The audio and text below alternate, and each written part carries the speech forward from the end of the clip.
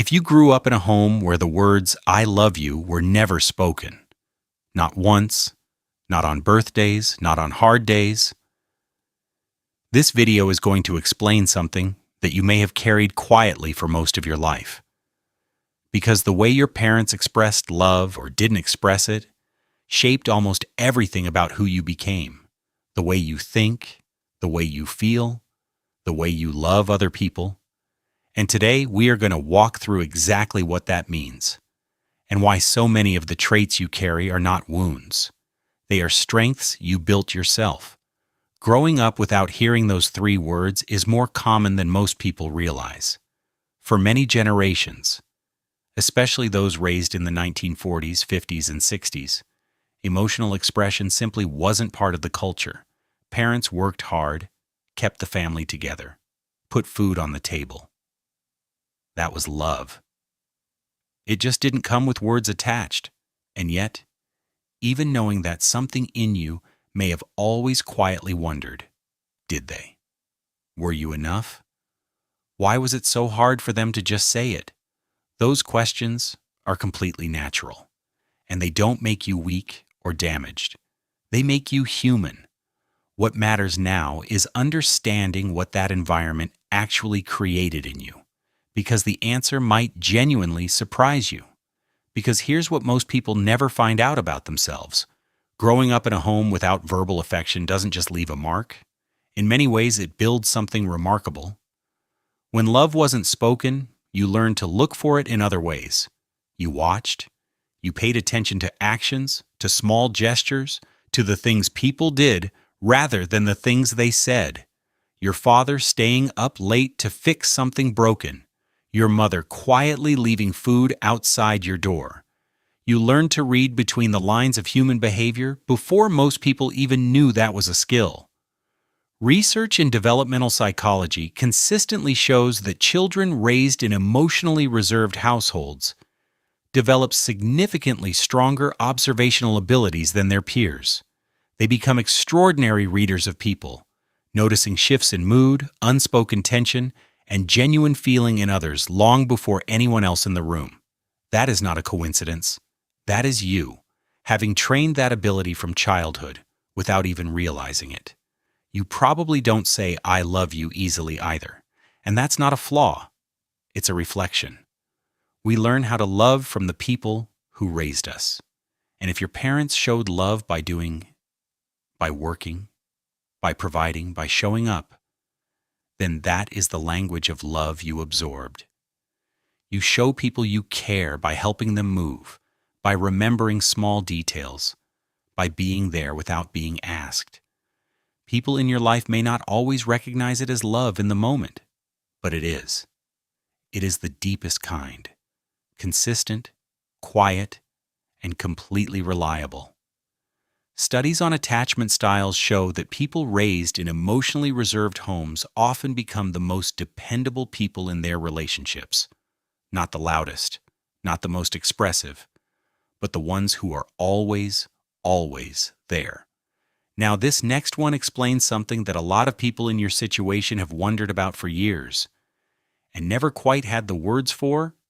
When emotional reassurance wasn't available, you learned to find it within yourself. You figured things out alone. You processed difficult feelings alone. You made decisions alone. And over time, that built something inside you that very few people ever develop. Genuine self-reliance. Not the kind that comes from a book or a course. The kind that comes from actually having had to rely on yourself over and over from a very young age. This is one of the rarest and most valuable qualities a person can have. You don't fall apart when things get hard. You don't need constant reassurance to move forward. You have an internal stability that most people spend their entire lives trying to build. And you built it without even trying, simply by surviving your own childhood. On the outside, you may appear calm, composed, even reserved. But on the inside, you feel everything, and you feel it deeply. People who grew up without verbal emotional expression don't become numb to emotion. They become private with it. They learn that feelings are personal, that they belong inside, that showing too much is somehow unsafe.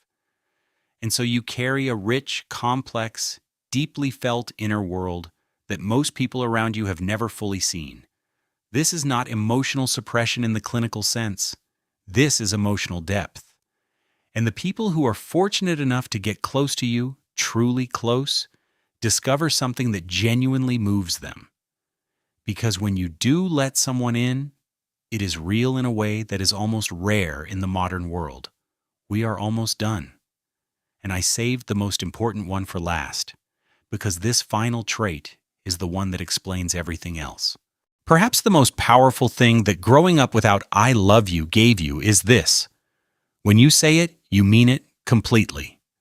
You did not grow up in a house where those words were thrown around casually. So when you say them, to a partner, to a child, to a friend, there is weight behind them. There is choice. You are not repeating a habit.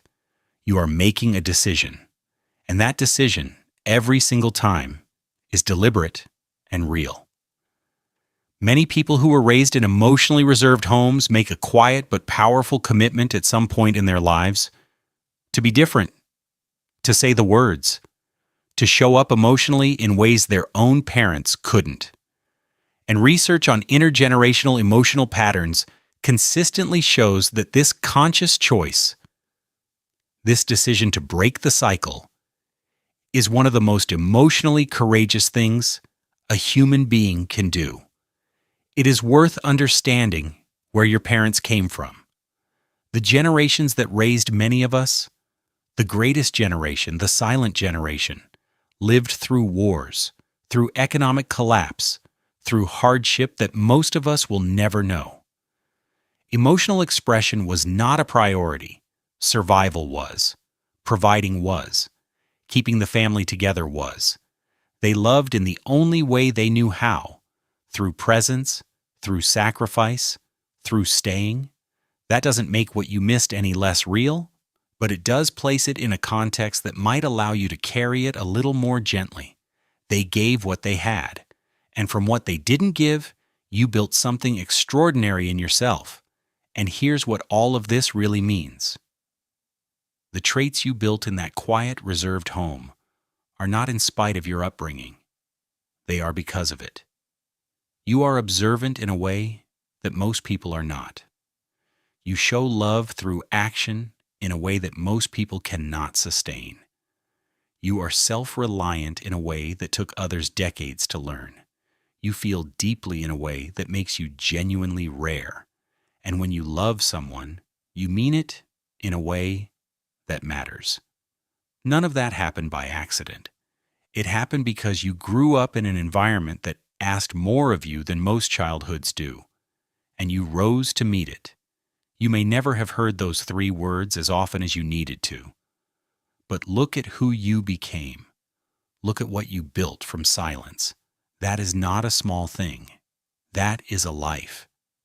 If this video felt like it was written about you, share it with someone who would recognize themselves in it too.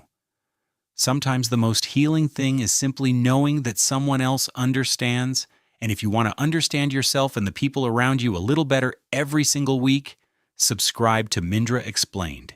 It is completely free, and there is something new every week made just for you. See you next time.